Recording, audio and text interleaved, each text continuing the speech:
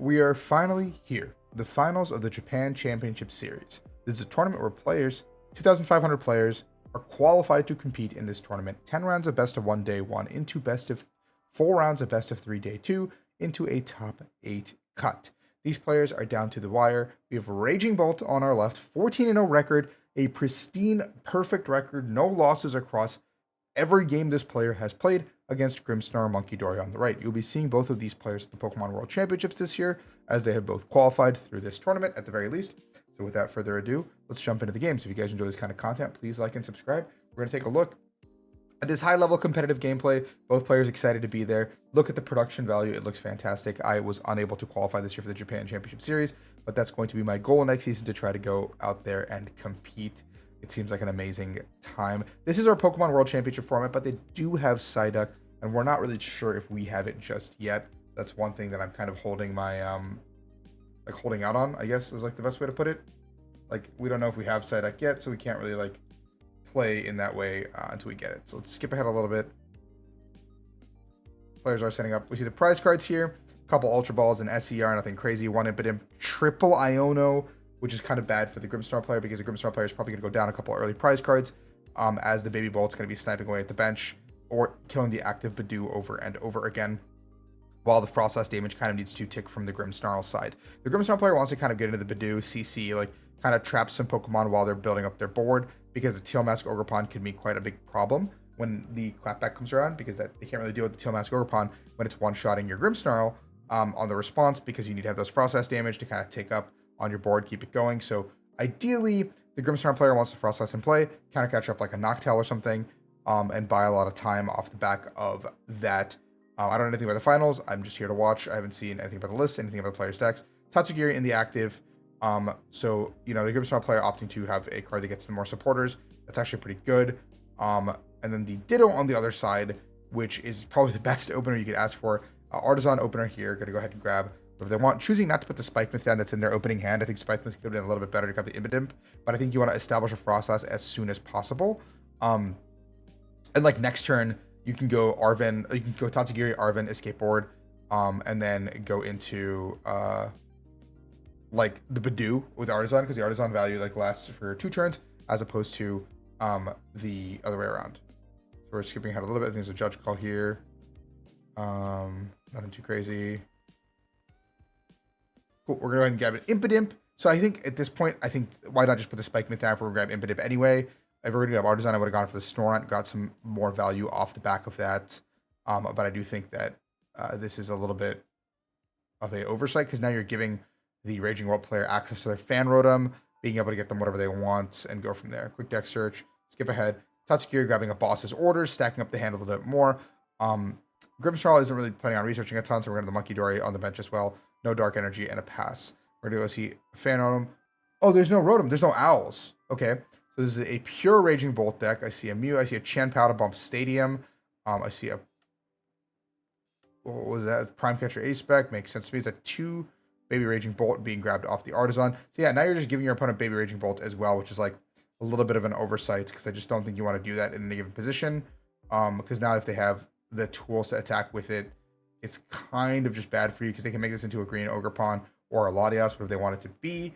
And if they're playing this aggressive build, they have more and more access to stuff that gets them where they need to be. I see a Mew in hand. There was a Mew in deck too. So 2 Mew in this very unique list. Another Nest Ball, probably grabbing another Teal Mask Ogrepon, if I had to guess. There's another Grass in hand to see more cards. There's a Sada as well, a Mew, a Stretcher, I believe. So another Teal Dance, another Grass to hand. Nothing too crazy. Raging Bolt, we're going to Sada 3 to the active. We're going to go ahead and put the Crystal Cave down. We're going to Vessel with a Mew. Don't really need that. Get the Fighting and the Lightning. Start the onslaught that we are preparing for here. Get an attachment to the active. Nothing crazy to think about. And then just pass for turn. No knockout here on turn 1 from the Raging Bolt player. It is difficult to do that even as it stands. Like, he could have gone for the Squawk and gone deep with resources, whatever, but it's just really difficult to do. We're going to see the Arven coming off of the Tatsugiri, probably as ideal as you could have liked it to be. I mean, this turn you could be pretty aggressive low-key and go into the Grimmsnarl and just take a prize card off the board and just say your opponent doesn't have access to the Teal Mask Ogrepon, considering that they didn't put any Grass Energies in their hand off the back of this Vessel. But you have access to turn 2 Candy Grimmsnarl attack and whatever else you want this turn. You can go grab Poffin, or you can Evo up your board as well into a Frostlass, get some damage ticks on the board, and then you can do the Candy Frostlass play next turn. Something's happening here. I'm going to skip ahead a little bit. We're going to do the Evo. It looks like we're just going to Evo up the board. Get the Shaman on the board, basically just saying, hey, you can't touch my bench. I'm going to just build a strong board here. I'm going to get some damage ticking on the board. I'm going to get damage ticking on your guys. And this Tatsugiri basically just becomes fodder to lambs. I like this way better because now you have a more established board. You can chain Impidimps, and having Frostlass in play is like quite important. And as you see, the Raging Bolt player is just slamming a ton of stuff energy-wise. We're going to see on the Raging Bolt, a big Raging Bolt hitting the board, getting that powered up. That's going to be a little bit difficult task to take down, I think. I don't think I see Charms in this list. I haven't seen a Charm yet. Maybe there is one. I want to see a Crispin coming out too. Cards flying around. Players are excited, you know. It is the finals. Crispin coming through as well. We're going to see a Grass to hand and a Lightning onto the board, almost certainly. Lightning there. From the Crispin. Quick shuffle as well. I think he was failing the Artisan. Attach, I think, for turn as well is available to us. So second Lightning hitting the board, and we're going to just snipe the active and take it out. Teal mass damage takes a little bit as well here. And the Shaman is going to be ticking kind of slowly as the game is going. So once the promotion happens, the tick happens. There you go. Everything ticks back up. The Impidimp, we're going to go for probably a Candy Impidimp play here. Another Arvin hitting the board. Grabbing Secret Box this time, a much better item. Now we're going to be able to basically do what we want here. And Devo is completely useless. So we're going to be able to just basically thin our hand out.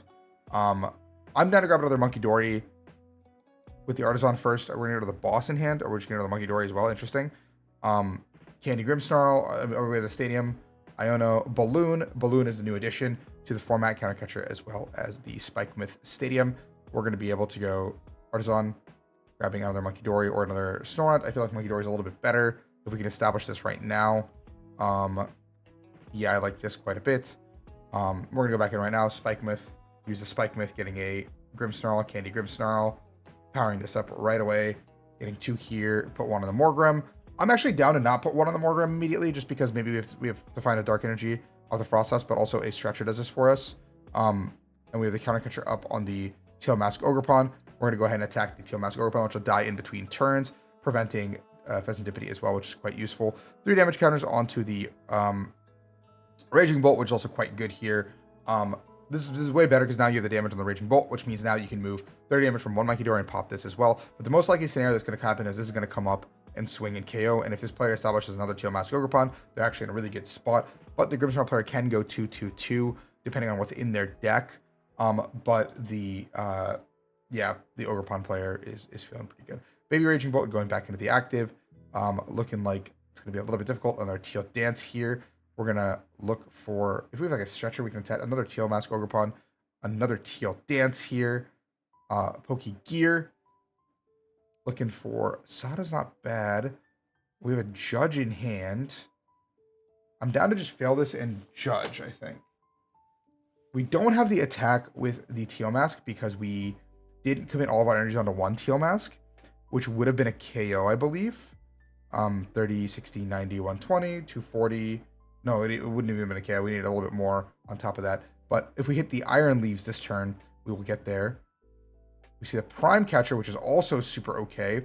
We have the attachment as well. So we could attach here to the big Raging Bolt, Prime Catcher up the Morgrim, or just kill it with the Baby Bolt if we attach again to it. Or we can just do... Morgrim, 90 HP. We kill that. Am I stupid? Am I dumb? Isn't it 30x?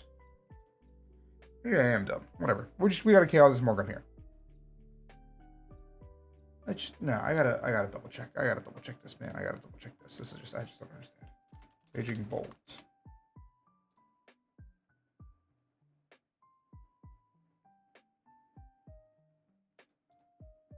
To this Pokemon, right?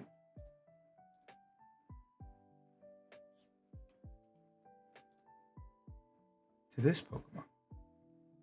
So how are we killing this Morgrim? Okay, I don't know. Maybe I missed something, chat. I just got off an airplane for 4.5 hours where I didn't sleep. So maybe I missed something. I don't know. Whatever, man.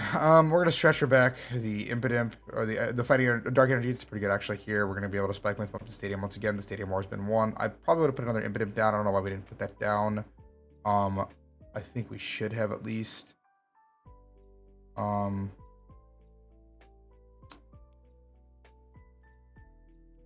Push up one of the teal masks. I think like we have to just sack this. Unfortunately, basically give him a free prize, but like not putting an Impidimp in play is a little bit ridiculous. I feel like we should have grabbed an Impidimp. Like we just researched an Impidimp anyway. Like I mean the bundle kind of like was pretty good here. But yeah, I don't know. Move 3 to probably raging. Teal mask. Okay, we're just gonna stack up the teal mask. I was down to kind of put it on the big. No, I guess teal mask is better because we just keep the damage on the board. It keeps ticking. But now, like, okay, like look at the board state. Like, there's no Impidimp on the board, so like we just have kind of like made a little bit of a mistake. I think I don't know. Damage ticking, active ticks, draw for turn. All right, there's the iron leaves. I'm down to use leaves here. 3 grass back. I'm down to teal dance 1. I'm down to like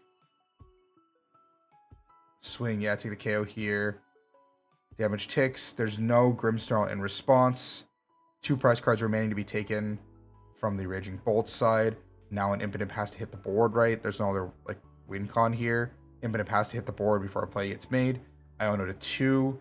Like this is still pretty bad because this Teal Mask one shots everything, and then the Ogrepon or the Raging Bolt can clean up the game as well. So like I don't know why we didn't really just put like the Impidimp should have just been on the board.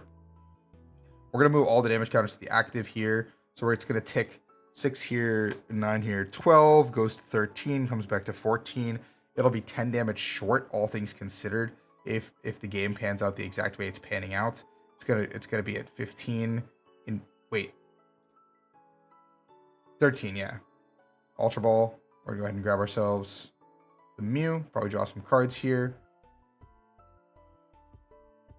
13, 14. Move the damage back over.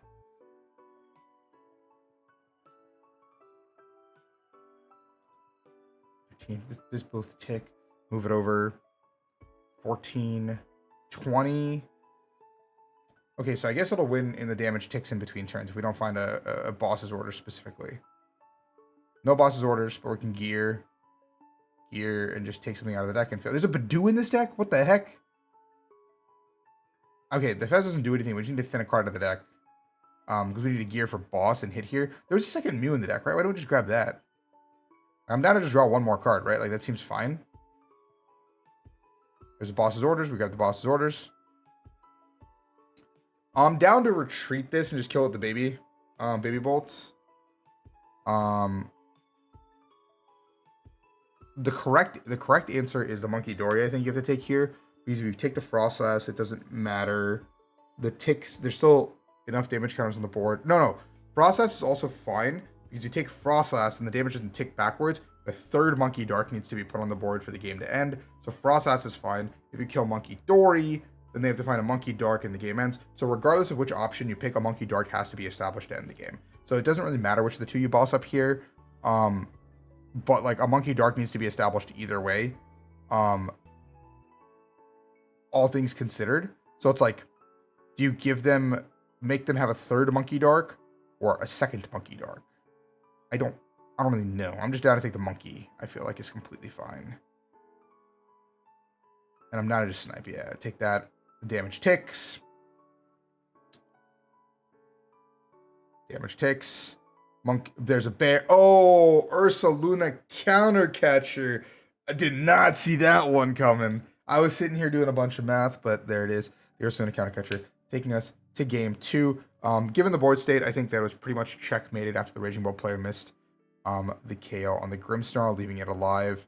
I think we had to take the Grimmsnarl out that turn to have a pretty good shot at the game. There's the prize cards here. We see the Squawkabilly and the Ditto, which is pretty important actually, and one Crispin. We see the Air Balloon prize here, the CC, one of the CCs, a boss, so 2 Gust prized here, as well as a Monkey Dory and a Grimmsnarl. I don't know the Grimmsnarl line exactly, but having the Gust in the middle is important. We're going to attach to Impidimp and pass. There's the Vessel, there's a Lightning, there's a Sada. We're going to game 3. That's Raging Bolt for you, ladies and gentlemen. We're going straight to game 3. Just in the blink of an eye, you thought that game 1 was exhilarating. You thought that game 1 was fantastic. This is why Raging Bolt stays a tier 1 deck, because the deck can just do stuff like this immediately, especially when a deck just goes attach pass. We're going right to a game 3. We're going to see how this pans out.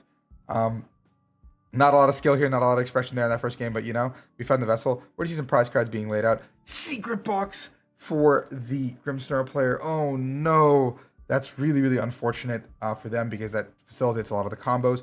Especially in a deck that doesn't draw a lot of cards. We see a Vessel, a Crispin, and a Badoo. Nothing crazy here. We see this Squawkabilly in the opening hand. A ton of energy in the opening hand here for the Raging Bolt player.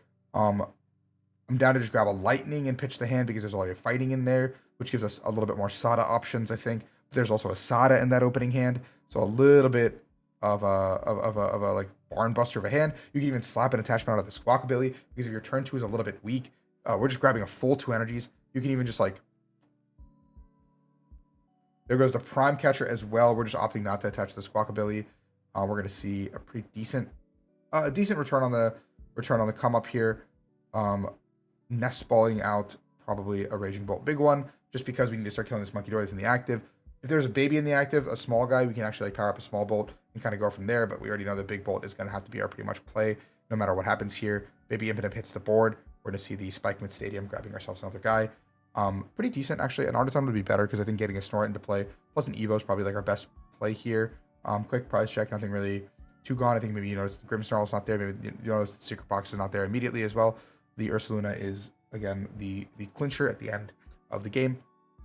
You kind of just want to make sure you can get to that position if things pan out your way. But at the moment, like not super worried. Like the board state's pretty good for you. Your opponent discarded their Prime Catcher, a ton of energies in the discard, even 1 slot in the discard. They're working with a 3-card hand. I think you're feeling pretty comfortable if you are the Grimmsnarl player here.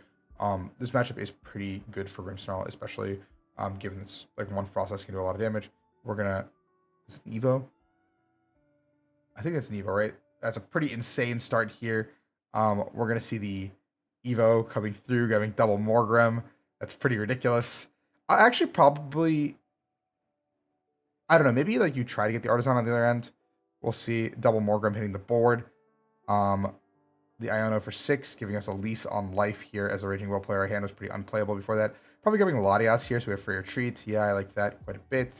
Down to grab Big Bolt. We don't have actually that much energy in the deck, which is like pretty funny.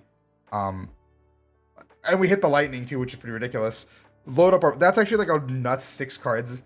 All things considered, and we're going to be able to use the Judge. There is a Spike Myth in play, so we are looking to replace the Stadium here. If we can replace the Stadium here, we could potentially break this deck, because one thing about Grimmsnarl, guys, fun fact, this deck does not draw a lot of cards. So we're just like trying to stick them here, which could be like pretty important. Both players praying, hoping. He's pointing out, you already have Spike Myth, bro. It's all good. It's all good. Don't worry about it. But if there's a counter Stadium here, that could be the brick that we need here. We're looking at the 4 cards. There's the counter Stadium. It comes into play. There's a Nest Ball. Fill up our board. There's the Mew. We're going to draw 1.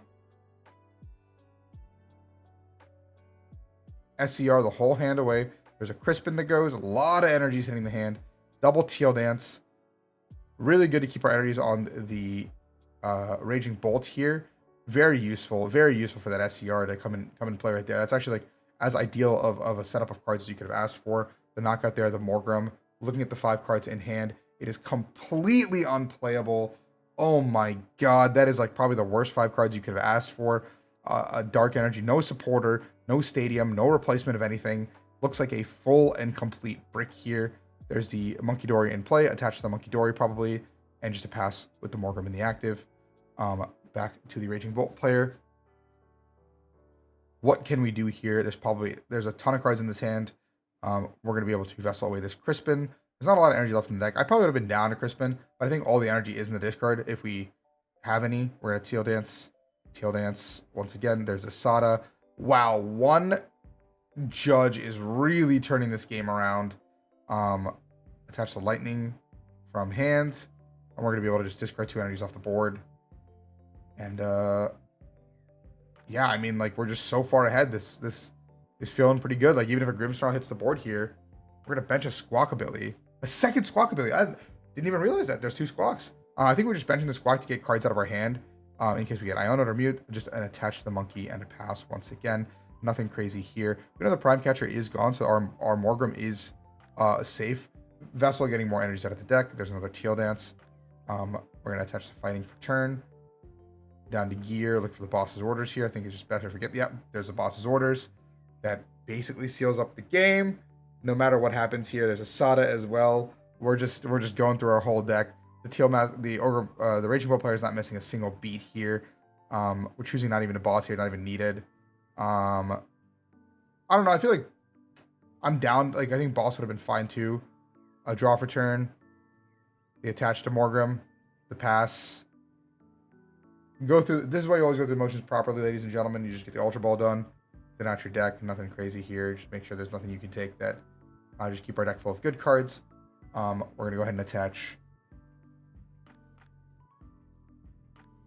there, and let's go ahead and blow up the board once again.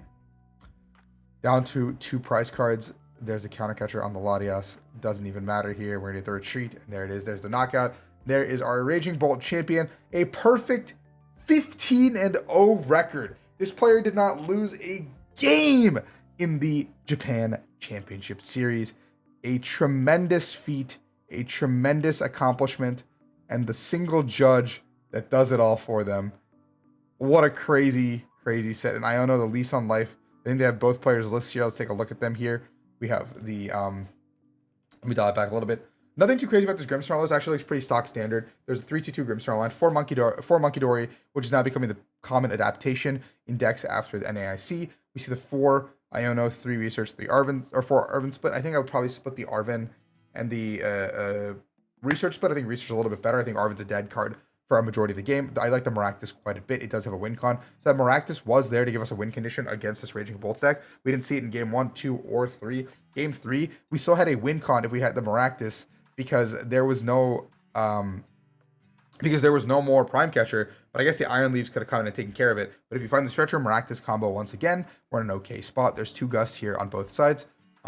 E-Switch, I think everything else about the list makes complete sense to me. Nothing too crazy. Stadiums make sense. 8 energy is quite a bit. I probably would play like 1 less. I don't think you need 8. I think you could probably play like 7, and then you have 1 extra slot for another card that you want to play. Maybe another CC, maybe a second Candy, like maybe another Ultra Ball, like whatever you want to play. You've got spots for it. Maybe a Nest Ball to find the Maractus a little bit easier, or the Ursaluna a little bit easier to close out your game strategy.